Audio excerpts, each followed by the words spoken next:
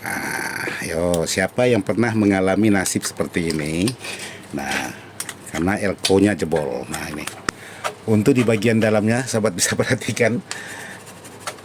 Ini betul-betul ledakan yang luar biasa.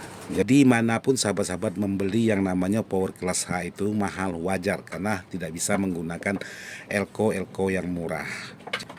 Jangan coba-coba karena saya sendiri aja udah mengalami untuk di bagian elko-nya itu meledak.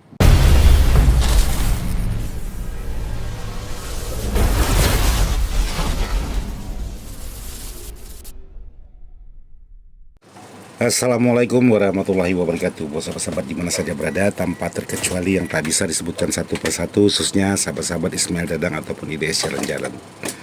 Jadi hari ini saya ingin berbagi sedikit tentang sebuah power yang saya rakit menggunakan kelas H atau sejenis tipe kelas H.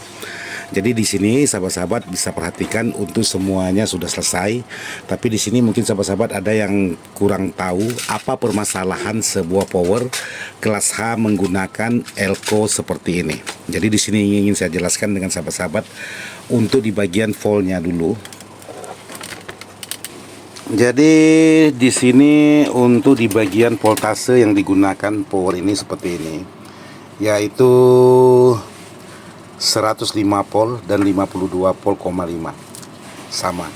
Terus untuk ekstranya juga. Nah, apa permasalahannya menggunakan volt sebesar 105 volt dengan menggunakan kapasitas elko seperti ini. Nah, di sini saya ingin perlihatkan permasalahannya dengan sahabat-sahabat. Nah, ini yang terjadi ialah elko-nya pecah alias meledak seperti ini. Jadi PCB-nya pecah, semuanya berhamburan. Jadi sahabat-sahabat bisa perhatikan untuk di bagian kotoran elko-nya itu menempel di bagian relay, menempel di bagian kemana-mana lah pokoknya. Jadi buat sahabat-sahabat yang sudah mempertanyakan untuk power yang berkelas H, kenapa power kelas H dengan kelas AB harganya lebih mahal? Karena tidak bisa menggunakan untuk di bagian elko-nya, tidak bisa menggunakan elko yang murah. Untuk di bagian transistornya tidak bisa menggunakan elko yang murah. Dimanapun sahabat-sahabat membeli yang namanya power kelas H itu mahal, wajar karena tidak bisa menggunakan elko yang murah. Jadi buat sahabat-sahabat yang sudah menanyakan, Bang, kenapa kelas H kok lebih jauh mahal daripada kelas AB, dan apa istimewanya kelas H dibanding kelas AB? Jadi buat sahabat-sahabat seperti inilah permasalahan yang dihadapi kalau memang kita membuat power sekelas power kelas H, karena menggunakan double tegangan, ada tegangan tingginya, ada tegangan rendahnya.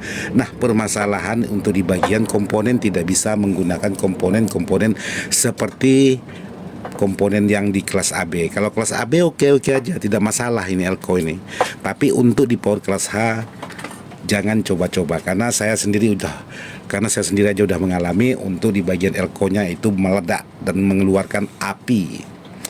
Oke, sayangnya tidak kerekam aja waktu pas meledaknya. Jadi buat sahabat-sahabat yang sudah menanyakan untuk di bagian power class H kenapa lebih mahal, dari segi apanya, dari segi kekuatannya atau dari segi mananya, ya yang jelas dari segi komponen itu harus menggunakan komponen yang bagus. Jadi seperti itu buat sahabat-sahabat yang sudah menanyakan untuk harga dan kualitas power kelas H.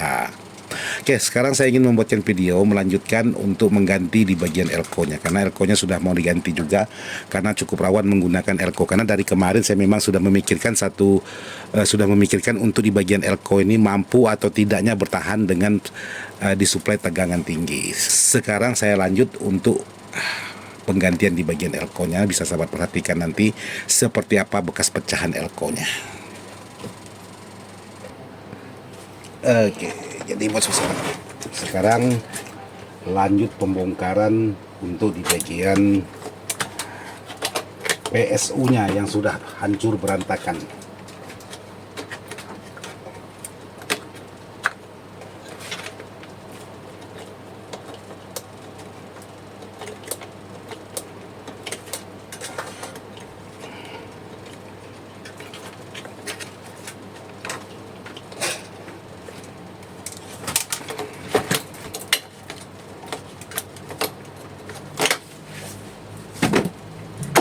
Oke, jadi buat sahabat-sahabat bisa sahabat perhatikan untuk di bagian PSU-nya ini betul-betul hancur. Nah, seperti ini PCB-nya udah pecah.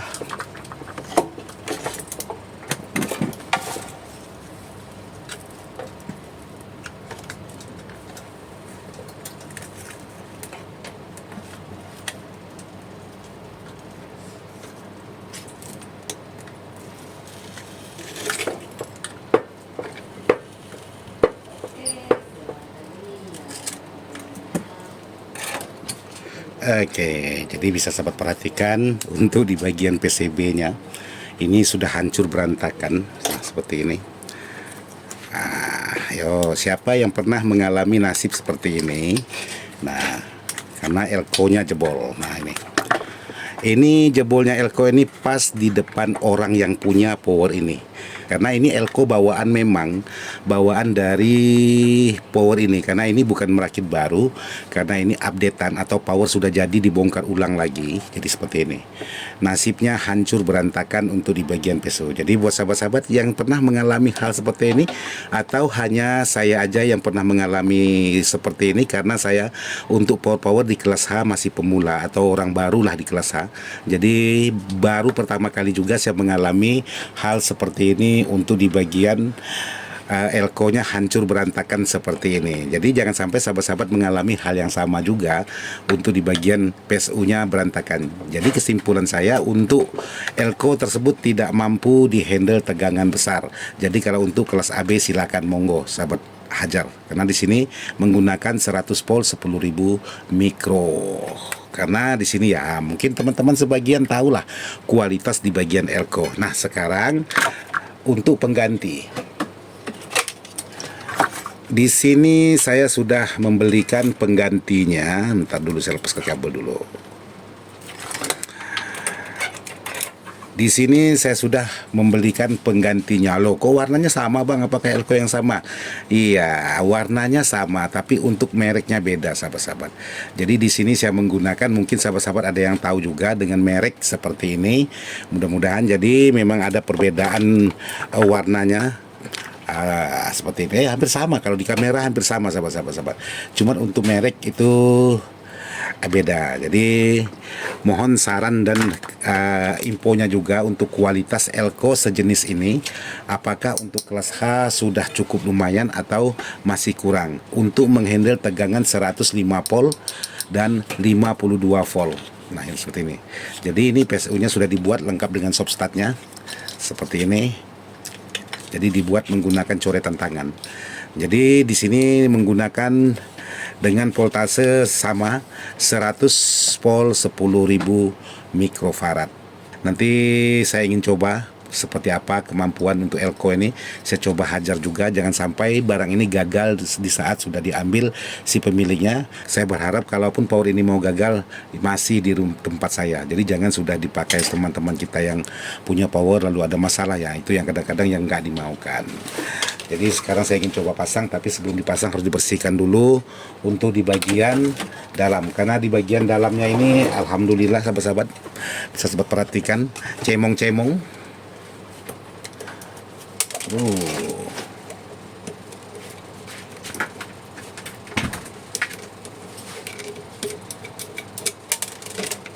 Nah, ini untuk di bagian dalamnya sahabat bisa perhatikan. Ini betul-betul ledakan yang luar biasa. Jadi ledakan elko itu jangan dianggap remeh sahabat-sahabat. Jadi bisa membuat untuk di bagian plat powernya ini bisa bengkok. Nah, seperti ini. Wih, sadis.